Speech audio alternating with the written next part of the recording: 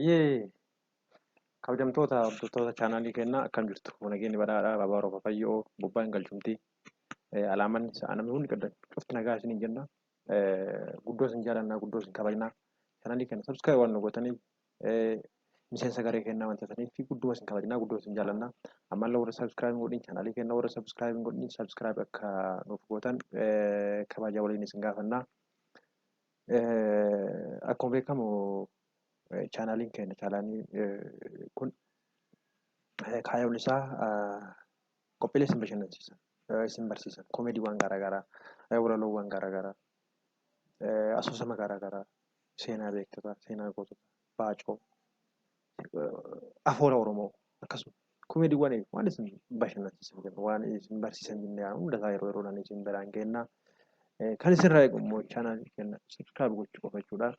Guddoo isin jaalannaa, guddoo isin kabajnaa. Har'a ammoo walaloo gabaasaa qabadhee isin dhiyaadheeti kan inni jiru. Walaloon kiyya sirna gadaa'edha.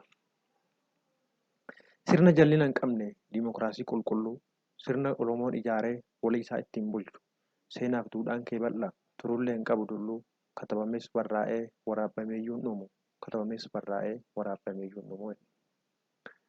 Caasaan keeti bareedaa hundeen keeti immoo bal'aa mara hammattee jirta hunda of keessaa qabda. Hojiin teeti qajeeltuudha hin beektu cubbuuf jallaa hunda wal qixxeessitaa hin beektu hojii gandaa nama waliin caalchiftu hundaafuu garaa qabda nama waliin caalchiftu hundaafuu garaa qabda.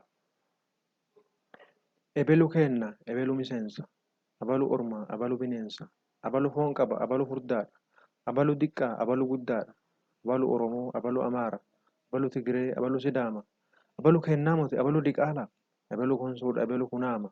Jettee adda baastee dhala namaa hirtu ilmaan haadha tokkoo fuutee addan jirtu maqaa moggaachee fi keetikoota orma malee achi dhiibdee orman gootu warra malee achi dhiibdee orman gootu warraa.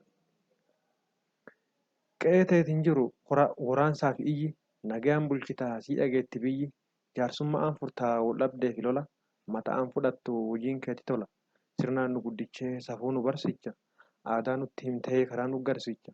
Sirna daba hin qabne diimokiraasii jeebana egaa kanuma jedhaa horaa bulaa deebana.